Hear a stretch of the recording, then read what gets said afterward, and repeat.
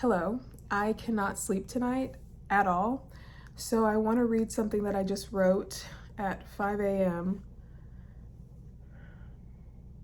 It's like word vomit, but it started with the idea of being someone who feels untethered and constantly searching for containers that, I'm just trying to process what comes after that, but let me just read. I have a fluid soul, or maybe a fluid mind. I roam the earth searching for worthy containers without an understanding of value.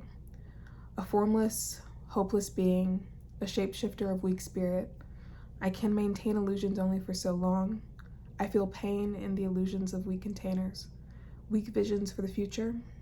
I can feel the hum of the infinite, and I abandon myself to it at will, believing, knowing, that nothing can consume my soul. But what are the costs that fall short of consumption? Are they cuts that heal? Are they pustules that fill with the sickness of abandonment until they burst? Can my soul carry scars? Will I always heal completely? Have I ever healed completely? To heal requires knowing what is right and following right action or being. My untethered soul has no recollection of right and wrong, just breath. I am new with every inhale, as I die with every exhale. Reborn with the clink of foregone containers rattling in the void of who I am. Was there ever a time way back into infinity when I didn't retreat into these shallow graves? When I could feel infinity as clearly as I now know fear and shelter? 10 breaths ago, I was living in delusion. I feel that I am always on the watch for the next mirage.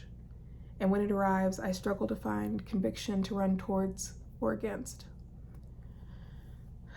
There is a faint cry inside this untethered soul that begs to be defined, to be real, to be held in solemnity, but that cry must transmute itself into folly. The joy of life is mine. With every inhale, I am reminded of the one who sits and observes the breathless search. Such a one is in constant amusement of these timely mirages. Such a one receives them as gifts from the time way back into infinity when the whole of the all was formed and set free. Ripples, ripples, joyful ripples, the symphony of such a one. I breathed out, and suddenly I am faced with the fear of need once again. What a mournful trick such a one has played on me. To face me with myself again and again and make me breathless every time. Constantly recontained, like an animal met with a compassionate hunter, an infinitude of incompetent hunters. This is the view of the constantly contained. We see the world as rife with hunters longing for the chance to sink their teeth into us.